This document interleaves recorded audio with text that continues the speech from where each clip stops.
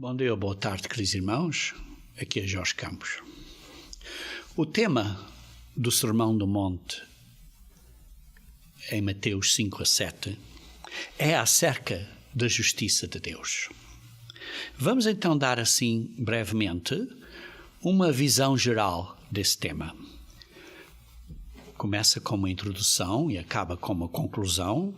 A introdução entre Mateus 5, versículos 1 a 16, acerca da justiça de Deus, e aí fala acerca das bem-aventuranças. E, por exemplo, em Mateus 5, vejamos então Mateus 5, versículo 10, Mateus 5, versículo 10, menciona: bem-aventurados os perseguidos por causa da justiça, está claro, da justiça de Deus, porque deles é o reino dos céus. Depois dessa secção introdutória, o núcleo deste Sermão do Monte tem 3 secções. Primeiro, depois da introdução, é do capítulo 5, o versículo 17 até ao fim desse capítulo, 48, em que fala acerca da justiça de Deus, como é aplicada de pessoas com pessoas. Isto é, um tema de moralidade. Aí se vê em Mateus 5, por exemplo, versículo 17, a dizer que a lei não foi, como lê-se aqui, revogada. Diz assim: não penseis que vim revogar a lei ou os profetas. Não veio cancelar ou anular a lei. Depois vejamos um bocadinho mais adiante, no versículo 20, diz assim, de Mateus 5, porque vos digo que se a vossa justiça não excederem muito a dos fariseus e dos escribas, jamais entrareis no reino dos céus. Precisamos de pôr em prática na nossa vida a justiça de Deus, e a qual tem que exceder em muito esta chamada, digamos assim, justiça dos escribas e fariseus. Os escribas e fariseus, como mencionámos em sermões prévios nesta secção, estavam a diminuir o valor da lei. Depois, na parte central destas 3, digamos assim, mensagens ou pontos importantes acerca da justiça de Deus no Sermão do Monte, o primeiro, como disse, foi acerca da moralidade, ou a aplicação da justiça de Deus de homem, com pessoa com pessoa. A segunda secção é a justiça de Deus quando olhamos ou vemos pelo ponto de religião. Isto é, o que é a verdadeira religião? O que é a justiça de Deus agora perante o homem? Porque o primeiro foi de homem com homem, mas agora é de homem para com Deus, perante o homem para com Deus. E então fala acerca de certas atividades religiosas, ou, por exemplo, dar esmolas ou dar bondade para com os outros e carinho para com os outros, oração e o jejum. E por isso aí está a dar um contraste entre, digamos assim, a adoração em público, contrastando isso com uma adoração privativa. E por isso está a expor, a mostrar a hipocrisia do caminho dos escribas e fariseus, e que é, digamos assim, muitas pessoas têm uma certa hipocrisia na maneira que demonstram a sua religião, que é uma religião de exibição, comparando isso ou contrastando isso com o caminho verdadeiro de adoração em privativo. E a terceira secção deste Sermão do Monte é em Mateus 6, versículo 19, até 7, versículo 12, 6, versículo 19, até 7, versículo 12, onde descreve a justiça de Deus como um princípio importante de ser uma pessoa verdadeiramente espiritual. Por exemplo, como nós, os chamados filhos de Deus, precisamos ter um relacionamento com outros. Qual é que deve ser o nosso relacionamento com o mundão ou com o mundo? E depois conclui, a partir de Mateus 7, versículo 13, até ao fim desse capítulo 27, até ao fim do sermão, que acaba no versículo 27, embora o capítulo acabe no versículo 29, mas o fim do sermão é no versículo 27, daí de Mateus 7, 13 até 27, são, digamos assim, uns comentários de conclusão que Jesus Cristo deu acerca do caminho da justiça de Deus. Então, como cobrimos já certos pontos em sermões prévios, no último sermão que dei, ou que estive a descrever esta secção de Mateus 5 a 7 do Sermão do Monte, completei a secção quando Jesus Cristo estava a descrever a oração modular, de modelo. E por isso completamos até Mateus 6, versículo 13. Agora vamos continuar, Mateus 6, versículo 14 e 15, que dá aqui um exemplo de uma retribuição justa, de uma compensação que é justa. Usando o princípio do olho por um olho e mão por uma mão, é uma compensação que é justa. Não é uma coisa que seja mais ou menos do que é justo. Vamos ler então o versículo 14. Porque se perdoares aos homens as suas ofensas, isto é, se perdoamos, também o vosso Pai Celeste vos perdoará. Tal como plantas, também vamos colher.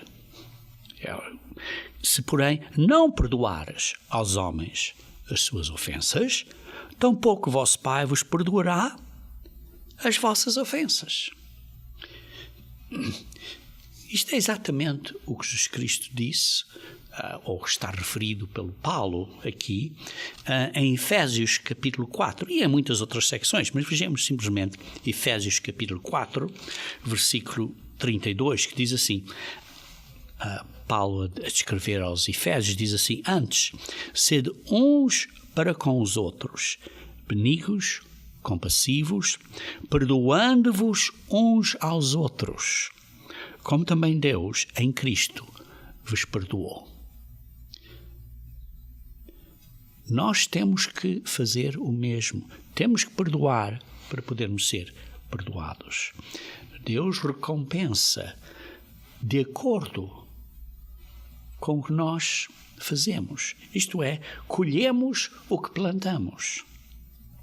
Se nós não perdoamos, Deus não nos perdoará. Ora, perdoar não é um ato de uma situação de atuar como se nada tivesse acontecido. Não. Perdoar não quer dizer que não há consequências.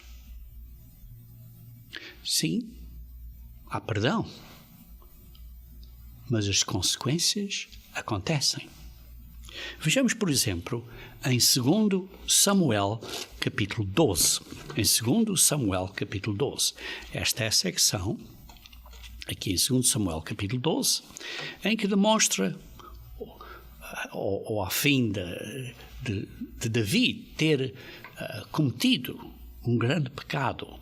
Como sabemos, ele tinha matado Urias, tinha se casado com a Bat-seba E então o profeta Natão se aproxima dele e descreve uma situação como de um homem que tinha que era muito rico e outro que era muito pobre. E então o homem rico tirou o único que o pobre tinha.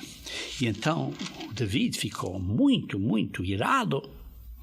E então Natã, o profeta, disse: David, tu és esse homem. Tu és esse homem. E depois diz assim, o David então se arrependeu e pediu perdão.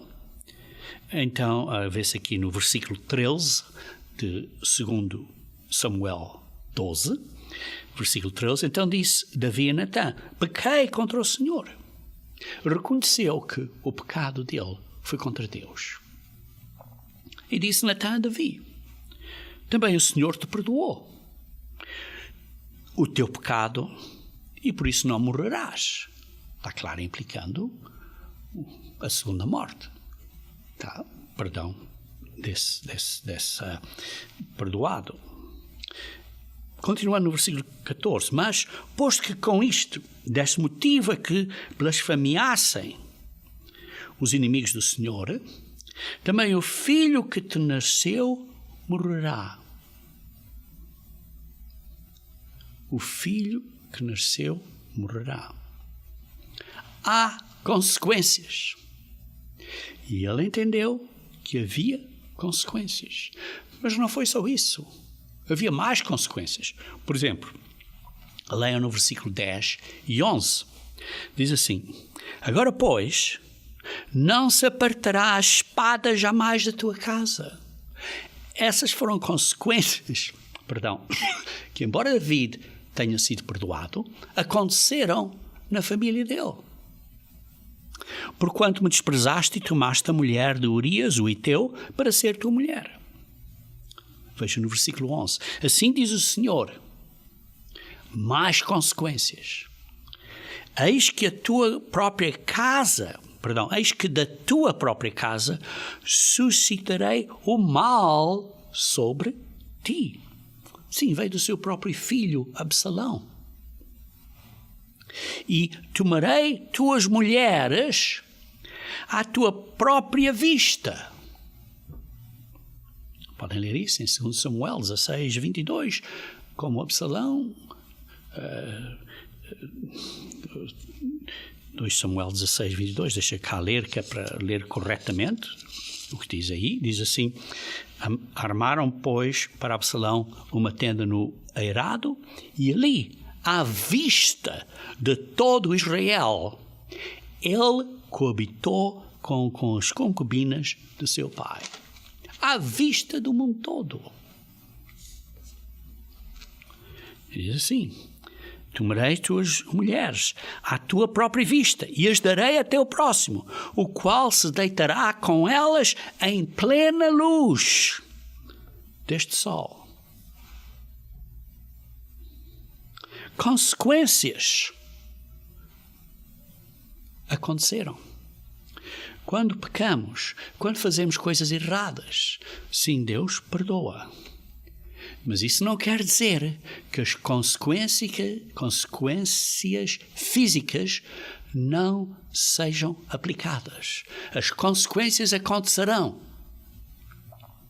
E por isso, David aceitou essas consequências e reconheceu que haveria de colher o que tinha plantado. Queridos irmãos, as consequências não podem ser varridas para debaixo do tapete. As consequências vão ter que acontecer. E temos que aceitar essas consequências. Ora, continuando então em Mateus, capítulo 6, lemos versículos 14 e 15, precisamos de perdoar para sermos perdoados. E depois, continuando versículo 16 a 18, diz assim: quando jejuares, não vos mostreis contristados como os hipócritas, porque desfiguram o rosto com o fim de parecer aos homens que jejuam. Em verdade vos digo que eles já receberam a sua recompensa. E também quando jejuares, unge a cabeça e lava o rosto, com o fim de não parecer aos homens que jejuas, e sim ao teu Pai em secreto. E teu Pai, que vê em secreto, te recompensará.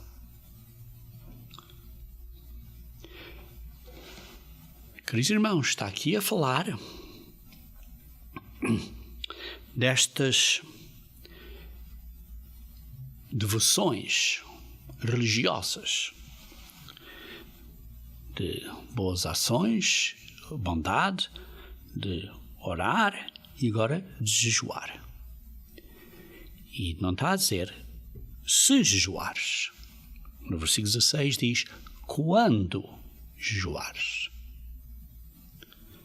Precisamos de jejuar pelo menos uma vez por ano, quando é ordenado por Deus para jejuarmos nesse dia.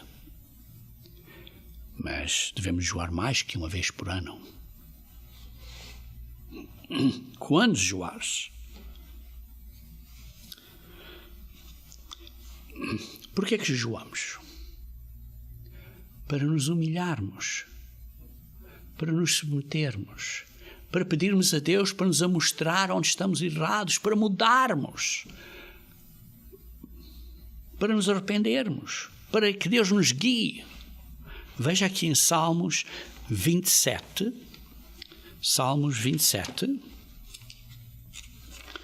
versículo 7 a 10.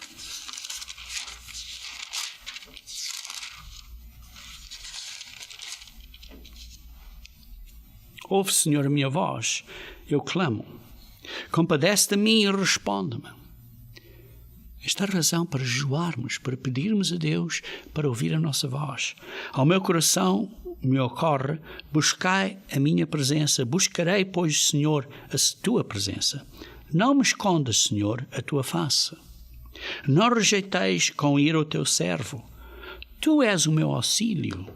Não me recusas, nem me desamparas, ó Deus da minha salvação, porque se meu pai e minha mãe me desampararem, o Senhor me acolherá. Queridos irmãos, por que jejuamos? Para estarmos perto de Deus, para pedirmos a Deus para estar perto de nós, para nos mostrar o que precisamos de mudar, de arrepender. E isto é uma coisa privativa. Uma coisa privativa entre nós e Deus. Continuando então em Mateus 6, no versículo 16, diz assim: não vos contristeis como os hipócritas. Jesus aqui está a expor a hipocrisia da religião de muitas pessoas. A hipocrisia. Estava a expor esta hipocrisia em atos de bondade de uns para com os outros, em orações e em jejum. E estava a contrastar, como disse, a adoração pública, de demonstração, de exibição, de hipocrisia, o caminho hipócrita, com a adoração privativa, em particular. O caminho correto, a maneira correta de adorar a Deus. E depois, por isso diz, aqui no versículo 16, ao fim do versículo 16, diz assim: em verdade vos digo que eles já receberam a recompensa. Já receberam a recompensa. Isso diz no versículo 16, ao fim desta secção, ou nesta secção do jejum. Também diz no versículo 5, diz assim, ao fim do versículo 5, em verdade vos digo que eles já receberam a recompensa, quanto a orar de uma maneira hipócrita. E também diz isso quando estão a dar ações de graça, de carinho, de caridade, digamos assim, esmolas. Não estou a dizer que seja simplesmente só esmolas, mas é ações de bondade para com os outros. Vê-se aí no versículo 2 de Mateus 6, versículo 2. Ao fim do versículo 2, quando deres esmola, isto é, obras de caridade, em verdade vos digo que eles já receberam a recompensa. Se estão a fazer isto para serem glorificados pelos homens, para ser uma exibição, já receberam a recompensa. A religião verdadeira é privativa. É entre nós e Deus. Quando ajudamos outras pessoas, não precisamos estar a tocar uma trombeta e dizer ao mundo que ajudamos outra pessoa. Quando oramos privadamente, em particular. Quando jejuamos, fazemos isso também privadamente, em particular. Ora, não estou a dizer que não há situações em que oramos em público, por exemplo, uma oração ao início do culto, ou ao fim do culto, ou uma oração antes de uma refeição, na família. Não estou a dizer que não fazemos isso à frente de outros. Sim, fazemos essas orações à frente dos outros, mas as orações principais, o tempo que passamos a orar, é em privativo, é particular. E por isso, Jesus Cristo está aqui a dar ensino nestas secções da verdadeira religião. Depois, a partir do versículo 19 até o versículo 19 do capítulo 6 de Mateus, do Sermão do Monte, até ao capítulo 7, versículo 12, está a falar da justiça de Deus de um ponto de vista de ser uma pessoa verdadeiramente espiritual. E então aí está a dar uma situação como nós, os verdadeiros, chamados filhos e filhas de Deus, e que tipo de relacionamento devemos ter com outras pessoas no mundo. E então dá aí vários contrastes. Por exemplo, do versículo 19 até o versículo 34, dá vários contrastes da justiça de Deus, demonstrando dois tipos de relacionamento com a riqueza e com as coisas que temos. Está a demonstrar dois locais, digamos assim, para pôr as nossas riquezas, pôr o nosso tesouro no céu ou na terra. Está a comparar ou contrastar duas maneiras de ver as coisas, entre a luz e as trevas. Está a contrastar dois mestres, se é Deus ou se é o mamão, o dinheiro. E está a demonstrar duas preocupações.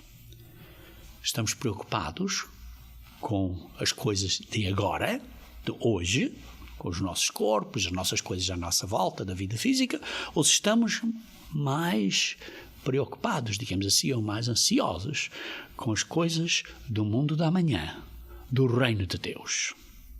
Então vamos tratar desta secção, vamos analisar esta secção de versículo 19 a 34 e vamos ver três grupos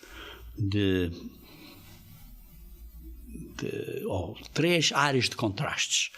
Uma é acerca do tesouro, outra é acerca dos nossos olhos, isto é, do nosso coração, das nossas motivações. E a terceira é acerca de dois mestres. E depois conclui dizendo, por isso que vimos estas três pontos do tesouro, dos olhos, da motivação, da intenção do coração e dos dois mestres, por isso, depois dá uns certos ensinamentos. Por isso vamos ver esta secção, começando no versículo 19 a 21, que é acerca deste tesouro. Mateus 6, 19 a 21. Diz assim, não acumuleis para vós outros tesouros sobre a terra, onde a traça e a ferrugem corroem, e onde ladrões escavam, e roubam. Mas juntai para vós outros tesouros no céu, onde traça nem ferrugem corrói, e onde ladrões não escavam, nem roubam. Porque onde está o teu tesouro, aí estará também o teu coração. Onde é que está o seu tesouro? Onde é que está, digamos assim, a verdadeira justiça de Deus? Aqui não está a falar. Aqui não está a falar que não precisamos de planejar para o futuro. Não, esse não é o ponto. Vejamos, por exemplo, em Provérbios capítulo 6. Provérbios capítulo 6, versículo 6 a 8. Provérbios capítulo 6, versículo 6 a 8. Vai ter com a formiga. Ó preguiçoso! Sim, porque se não estás a planear para o futuro, uma das causas pode ser preguiça. Considera os seus caminhos e ser sábio. Não tendo ela chefe, isto é a formiga, nem oficial, nem comandante, no estio prepara o seu pão, na cega ajunta o seu mantimento. Ó preguiçoso! Até quando ficarás deitado? Quando te levantarás do teu sono? Um pouco para dormir, um pouco para tosquenear ou tosquenejar, um pouco para encruzar os braços em repouso. Assim sobreviverá a tua pobreza, como um ladrão, e a tua necessidade, como um homem armado. Queridos irmãos, quando está a falar Jesus aqui acerca de onde está o teu coração, não está a dizer que não precisamos de planejar para o futuro. Claro que temos que planejar para o futuro. Claro que temos que poupar, como a formiga poupou ou poupa coisas para o futuro. Vejam também o capítulo 13, Provérbios, capítulo 13, versículo 22.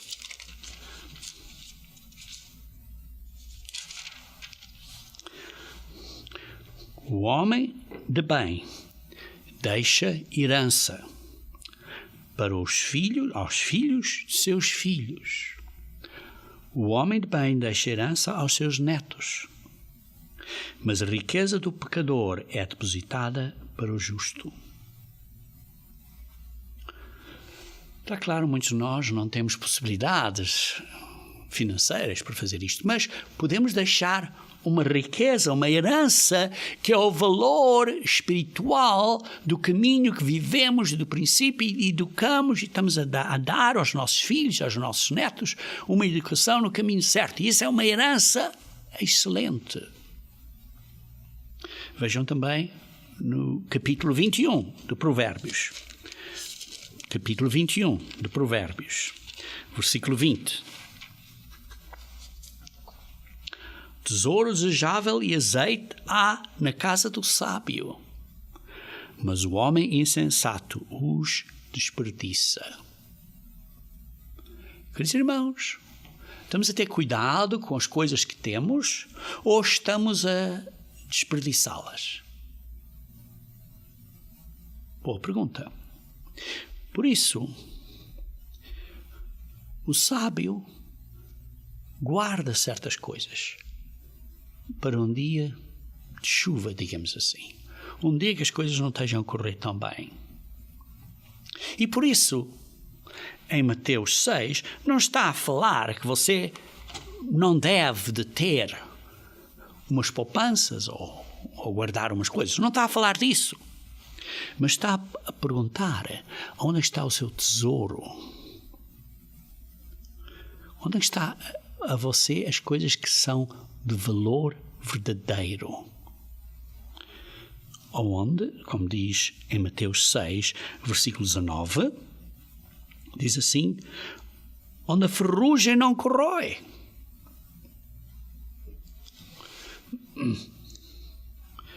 Queridos irmãos, todos nós viemos sem nada e sem nada iremos.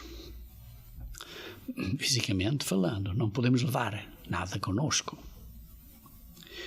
Mas vejam aqui em Lucas capítulo 10, versículos 17 a 20. Então regressaram os 70, possuídos de alegria, dizendo: Senhor, os próprios demónios se nos submeteram pelo teu nome. Mas ele lhes disse: eu vi Satanás caindo do céu como um relâmpago. Eis, aí vos dei autoridade para pisar serpentes e escorpiões e sobre todo o poder do inimigo, e nada absolutamente vos causará dano. Não obstante, alegrai-vos, não porque os espíritos se submetem a vocês, mas sim porque o vosso nome está arrolado nos céus. Esse é o tesouro nos céus. Que o que estamos a fazer, Deus está contente e escreve isto nos céus. Escreve o nosso nome no livro da vida. Esse é o tesouro verdadeiro. Versículo 21, continuando a ler no versículo 21. Naquela hora exaltou Jesus no espírito e exclamou: graças te dou, ó Pai, Senhor do céu e da terra, porque ocultaste estas coisas aos sábios e instruídos e as revelaste aos pequeninos. Sim, ó Pai, porque assim foi do teu agrado. Tudo me foi entregue por meu Pai. Ninguém sabe quem é o Filho, senão o Pai. E também ninguém sabe quem é o Pai, senão o Filho. E aquele a quem o Filho o quiser revelar. Jesus Cristo revela a nós o Pai. E voltando-se para os seus discípulos, disse-lhes particularmente: bem-aventurados os olhos que veem as coisas que vocês veem. Pois eu vos afirmo que muitos profetas e reis quiseram ver o que vedes e não viram, e ouvir o que ouvis e não ouviram. Isto, queridos irmãos, este conhecimento, esta chamada de Deus e a nossa resposta a esta chamada, isso é melhor que dinheiro. Isso é ter o tesouro no céu. Vejam também Hebreus capítulo 12. Hebreus capítulo 12. Versículo 22 a 29. Hebreus 12, versículo 22 em diante. Diz assim: pois já não suportavam o que lhes era ordenado, até o animal, se tocar o monte, será apedrejado. Na verdade, de tal modo era horrível o espetáculo que Moisés disse: sinto-me aterrado e trêmulo. Quando tendo chegado ao monte Sião e à cidade de Deus vivo, a Jerusalém celestial e a incontáveis hostes de anjos e a Assembleia, a Universal Assembleia, e a Igreja dos primogênitos arrolados nos céus, e a Deus, o juiz de todos, e aos espíritos dos justos aperfeiçoados, e a Jesus, o mediador da nova aliança, e o sangue da expressão que fala coisas superiores ao que fala o próprio Abel. Tendes cuidado, não recuseis ao que fala, pois se não escaparam aqueles que recusaram ouvir, quem divinamente os avertia sobre a terra, muito menos nós, o que desviamos daquele que dos céus nos adverte. Aquele cuja voz abalou. Então a terra, porém ele promete, dizendo: ainda uma vez por todas farei abalar não só a terra, mas também o céu. Ora, esta palavra, ainda uma vez por todas, significa a remoção destas coisas abaladas, a remoção destas coisas abaladas, como tinham sido feitas, para que as coisas que não são abaladas permaneçam. Por isso, recebendo nós um reino inabalável, retenhamos a graça pela qual servamos a Deus de modo agradável, com reverência e santo temor, porque o nosso Deus é fogo consumidor. O que está aqui a dizer, queridos irmãos, no contexto que estou a falar, é que tudo que é físico vai ser destruído. E por isso, não tenham tesouros na terra, porque isso não tem valor nenhum. Não tem valor nenhum. Vejam também em Romanos capítulo 8. Romanos capítulo 8. 16 a 21.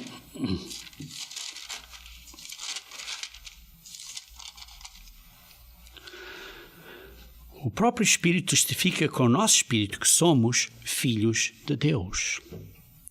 Ora, se somos filhos, somos também herdeiros. Herdeiros de Deus. E co-herdeiros com Cristo. Se com Ele sofremos, também com Ele seremos glorificados.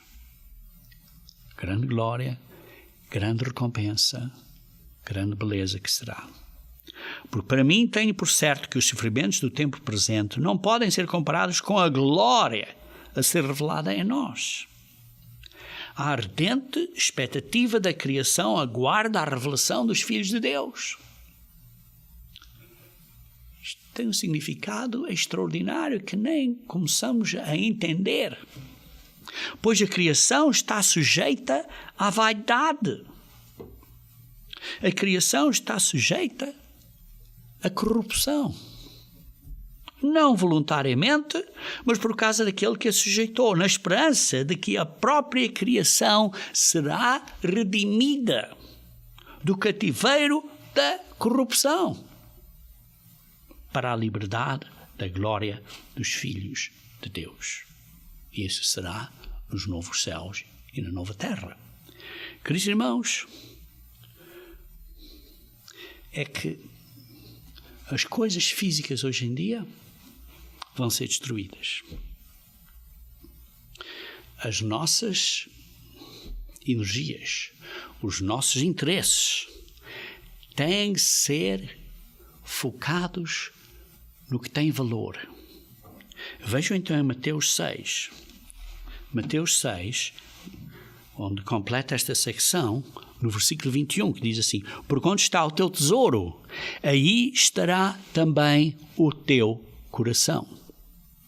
Queridos irmãos, o nosso coração, os nossos pensamentos, a nossa visão, o nosso golo tem que ser nas coisas eternas. E por isso ele continua então no versículo 22 e 23. São os olhos a lâmpada do corpo. Os olhos são a lâmpada do corpo. Se os teus olhos foram bons, todo o teu corpo será luminoso. Se, porém, os teus olhos forem maus, todo o teu corpo estará em trevas. Porque caso a luz que em ti há sejam trevas, que grandes trevas serão? Sim, porque os olhos é lâmpada. E aqui está a falar, quando completou o versículo anterior, no versículo 21, diz assim: aí estará também o teu coração. Os olhos são a lâmpada. Os olhos, quando nós olhamos para um ponto, é o que acabamos por ir nessa direção.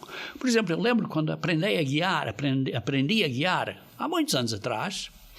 Uma das coisas que meus pais disseram que estavam a ensinar-me a guiar era: olha para a estrada, não olha para o outro carro que vem para contra ti. Porque se eu estava a olhar para o outro carro que vinha para contra mim, acabava de virar, apontar o carro nessa direção. Não olhes para a árvore, olha para a estrada. E automaticamente guias para estar na estrada, não para onde está o outro carro ou a árvore, ou coisa assim. Olha para a estrada e então mantém-te focado nisso, que é para essa cega direção. Os olhos é onde temos este ponto de visão. Mas falando espiritualmente, está aqui a comparar com o coração. Porque os olhos guiam o corpo, como o coração guia o corpo mental e, digamos assim, as nossas intenções. Aonde vamos? As nossas motivações, que vêm no coração. E então o corpo acha o caminho, as nossas motivações, quando estão corretas, quando o coração está certo. Por isso é que diz, no versículo 21, onde está o teu tesouro, aí estará o teu coração. E depois diz, os olhos são os olhos da lâmpada do corpo. Os olhos são como uma janela para o coração, para a tua atitude, para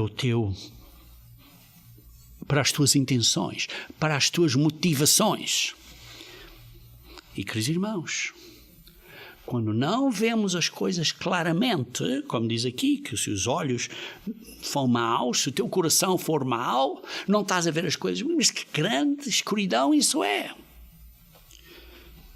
E por isso, quando estamos a olhar e não estamos a seguir o caminho certo, porque os olhos não estão a seguir o caminho certo, o simbolismo espiritual é que no coração não estamos a ter uma conversão, uma mudança, uma transformação correta. Não somos verdadeiramente convertidos. Quer dizer, o nosso coração e a nossa mente não se vê uma conversão correta. Por isso, os olhos são o ponto que nos dá esta visão, esta missão, a nossa meta. E a nossa meta, a nossa visão, o nosso coração deve ser no conhecimento da justiça do reino de Deus. E essa, digamos assim, é a luz para a vida eterna. E então nos dá nos relacionamentos segundo Deus que são para a eternidade. Isso é o que lemos, o que podemos dar ou extrair aqui do versículo 22 e 23. E depois seguimos para o versículo 24, que continua a dar estes contrastes, digamos assim, de ser um verdadeiro ser espiritual. Falamos acerca dos tesouros, do coração e agora os dois senhores. Está a dar aqui um contraste, que é uma escolha de quem é que é o teu Senhor. E o Senhor aqui está a falar de nós sermos escravos desta pessoa. Não é ter dois patrões ou ter dois empregos ou coisa assim, não está a falar disso. Está a falar do princípio de escravidão. Como um escravo, não podes ter dois mestres. Ou és escravo de um, ou és escravo do outro. Não podes ter dois mestres. Não está a falar de ter dois empregos, porque você tem dificuldades com dinheiro e talvez trabalha aqui umas certas horas numa companhia e trabalha outras horas noutra empresa. Não está a falar disso. Está a falar é ter dois mestres, dois senhores, do princípio de escravidão. Você não pode ser um escravo de dois mestres, de dois senhores. Ninguém pode servir a dois senhores, porque ou há de aborrecer-se de um e amar o outro, ou se devotará a um e desprezará o outro. Não podeis servir a Deus e às riquezas, ao mamão. Não podes servir a duas coisas. Não podes.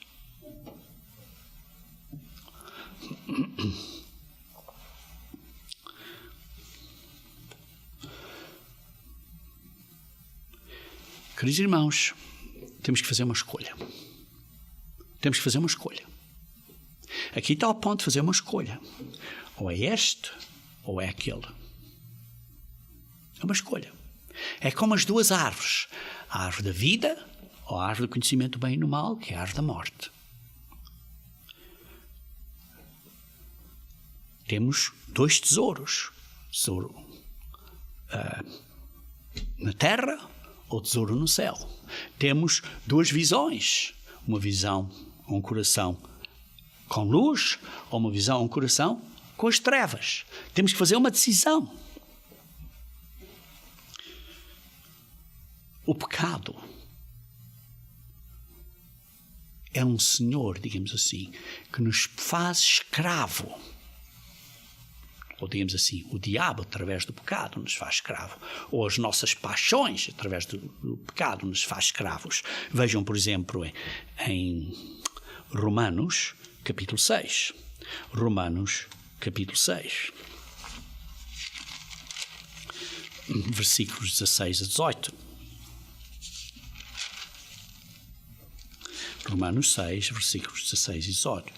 Não sabeis que daquele a quem vos ofereceis como servos para obediência, desse mesmo a quem obedeceis, sois servos, sois escravos, seja do pecado para a morte, ou da obediência para a justiça de Deus. Mas graças a Deus, porque outrora, escravos do pecado, contudo, viestes a obedecer de coração à forma de doutrina a que fostes entregues. E, uma vez libertados do pecado, fostes feitos servos da justiça de Deus.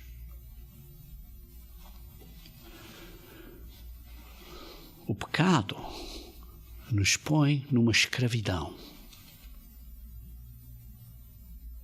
E por isso temos que fazer uma escolha. Temos que fazer uma escolha de ter temor de Deus, de ter convivência com os irmãos e com outros que acreditam nas mesmas coisas que nós acreditamos e meditar acerca dos princípios bíblicos para ter isto na mente, para nos ajudar, através do poder do Espírito Santo, a vencer as fraquezas da carne. Vejam em Malaquias, capítulo 3. Malaquias, capítulo 3, versículo 16 a 18. Malaquias, capítulo 3, versículo 16 a 18. Então, os que temiam ao Senhor falavam uns com os outros, conviviam uns com os outros. O Senhor atentava e ouvia. Havia um memorial escrito diante dele, o livro da vida, para que os que temem ao Senhor e para os que se lembram do seu nome. Eles serão para mim particular tesouro. Naquele dia que preparei, diz o Senhor dos Exércitos, poupá-los-ei como um homem poupa a seu filho que o serve. Então vereis outra vez a diferença entre o justo e o perverso, entre o que serve a Deus e o que não o serve. Queridos irmãos, temos que fazer uma escolha. Temos que fazer uma escolha. E assim, depois de Jesus Cristo falar acerca destes princípios de ser verdadeiramente espiritual,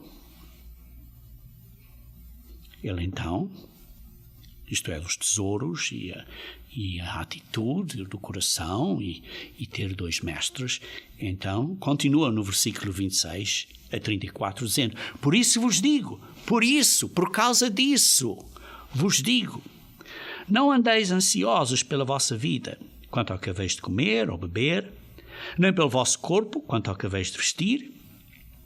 Não é a vida mais do que o alimento, e o corpo mais do que as vestes? Observai as árvores do céu, não semeiam, não colhem, nem ajuntam em celeiros, contudo o vosso Pai Celeste sustenta. Porventura não valeis vós muito mais do que as aves? Qual de vós, por ansioso que esteja, pode acrescentar um côvado ao curso da sua vida? E por que andeis ansiosos quanto ao vestuário? Considerai como crescem os lírios do campo. Eles não trabalham nem fiam. Eu, contudo, vos afirmo que nem Salomão, em toda a sua glória, se vestiu com qualquer deles. Ora, se Deus veste assim a erva do campo, que hoje existe e amanhã é lançada no forno, quanto mais a vós, outros homens de pequena fé, vocês verdadeiros cristãos, porque não vos inquieteis, não estejam preocupados, dizendo que comeremos, que beberemos, Ou como é que nos vestiremos? Porque os gentios é que se preocupam com estas coisas todas, pois o vosso Pai Celeste sabe que necessiteis de todas elas.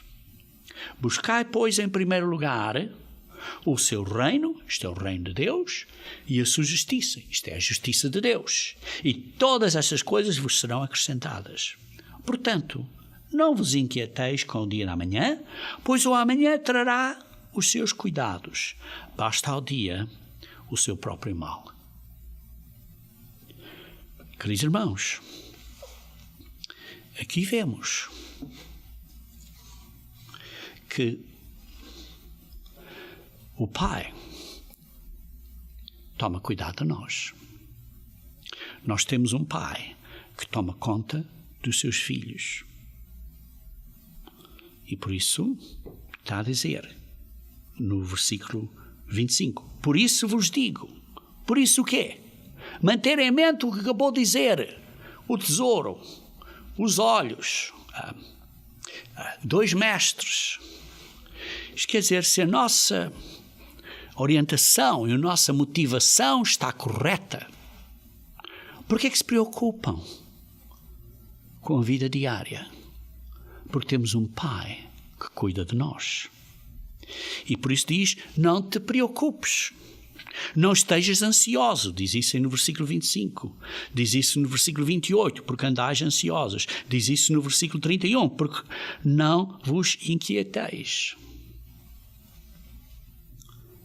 Jesus Cristo nos está a instruir para não estarmos preocupados. Está claro, isso não é fácil. Mas Ele sabe o que nós precisamos. Sim, o Pai e Jesus Cristo sabem o que nós precisamos. Nós temos um Pai que toma cuidado de nós. Ora, isso não quer dizer que não devemos trabalhar. Ora, vejam, por exemplo, em 2 Tessalonicenses, capítulo 3. 2 Tessalonicenses, capítulo 3. Versículo 10. 2 Tessalonicenses, capítulo 3, versículo 10.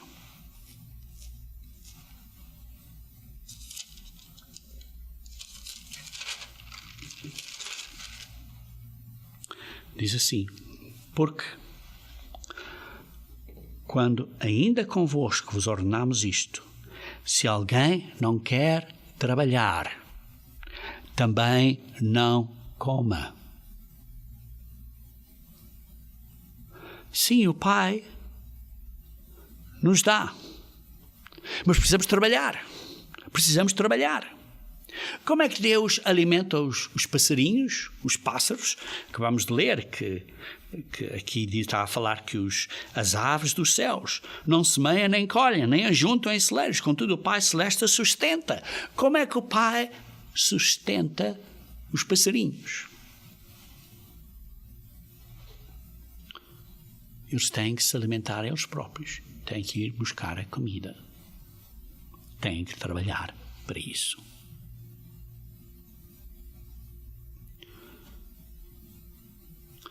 No entanto, Deus faz com que haja sempre alguma coisa para eles comerem. Mas eles têm que ir e buscar e fazer a parte deles. Vejam, por exemplo, no versículo 31, Mateus 6, versículo 31. Por quando não vos inquieteis, dizendo que comeremos, que beberemos, ou com que nos vestiremos.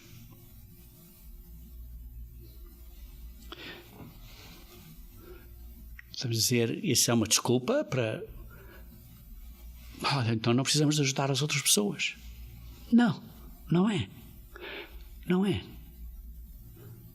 Vejam em Tiago, capítulo 2. Tiago, capítulo 2.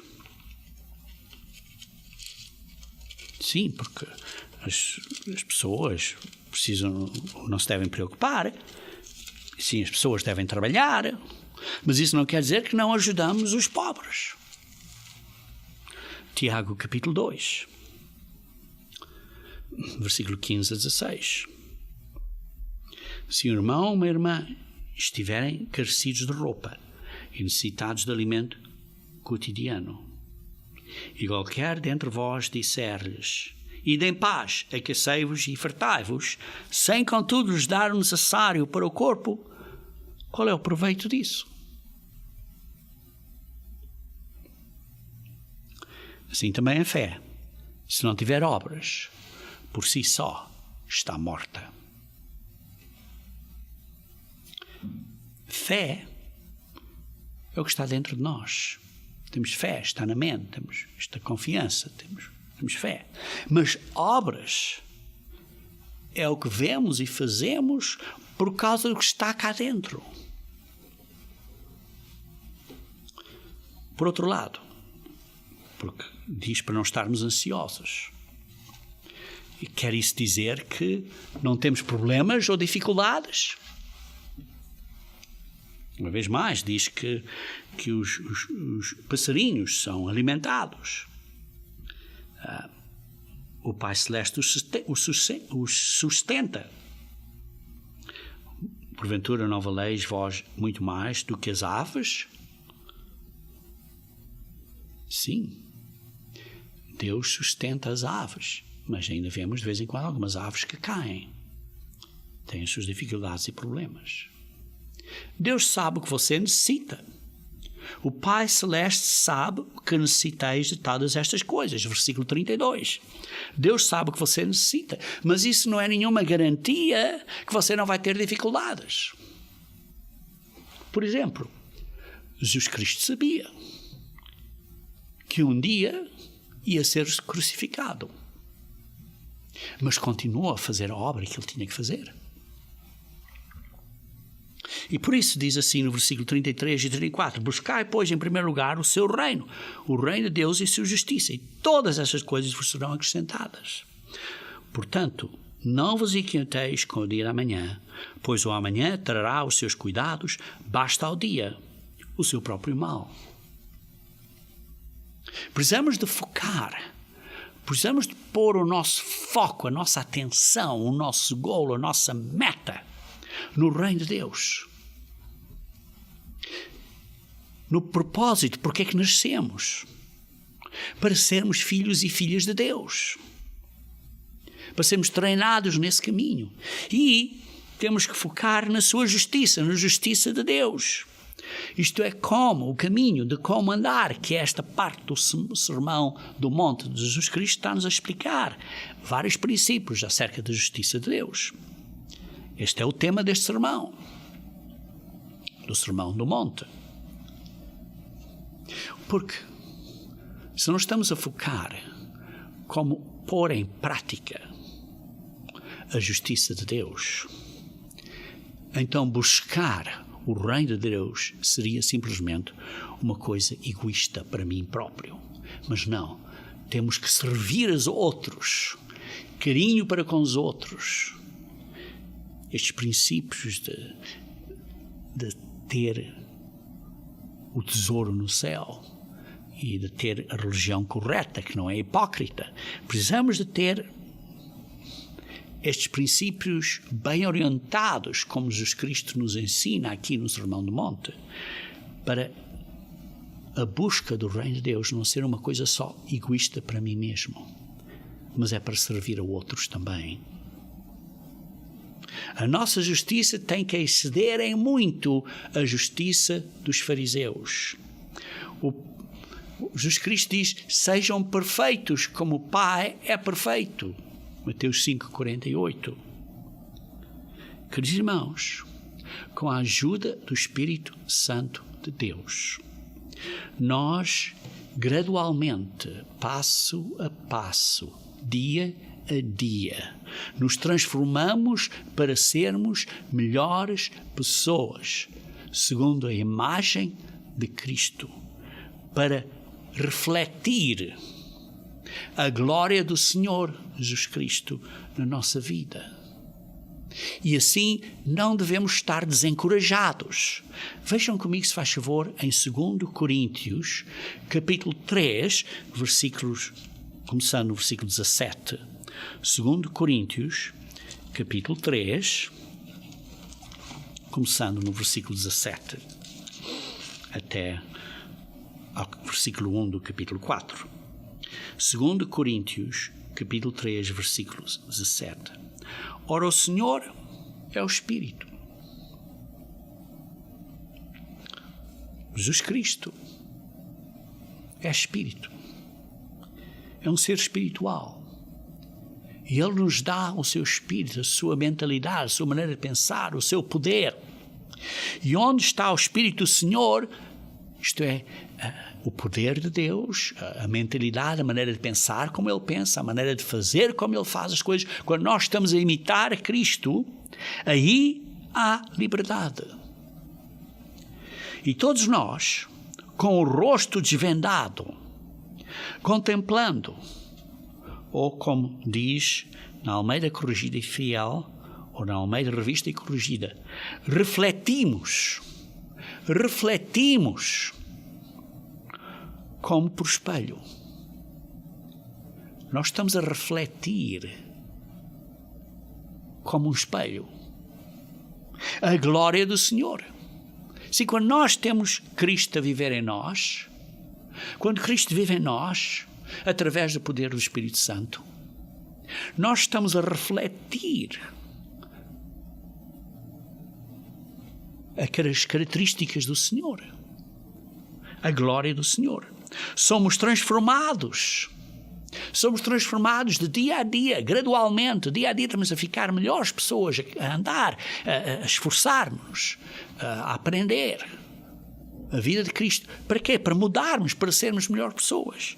Transformados de glória em glória, na sua própria imagem, na imagem de Jesus Cristo, como pelo Espírito do Senhor, através do poder do Espírito de Deus, como diz na Almeida Corrigida e Fiel e na Almeida Revista e Corrigida.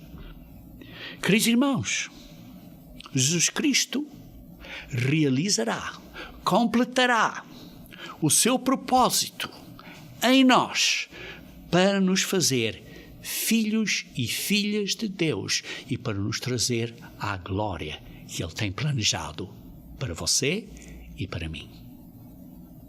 Não esteja ansioso. Por isso diz, no capítulo 4, versículo 1, pelo que tendo este ministério, segundo a misericórdia que nos foi feita, não desfalecemos. Não estejam desencorajados. Jesus Cristo realizará o plano de Deus para você e para mim. A única coisa que pode falhar é se eu e você desistirmos. Mas se você continuar a ser fiel e a esforçar-se, Deus fará a sua parte. E então, seremos filhos e filhas de Deus no reino de Deus. Nunca desistem, irmão. Mantenham-se fortes na luta. Vencem até ao fim.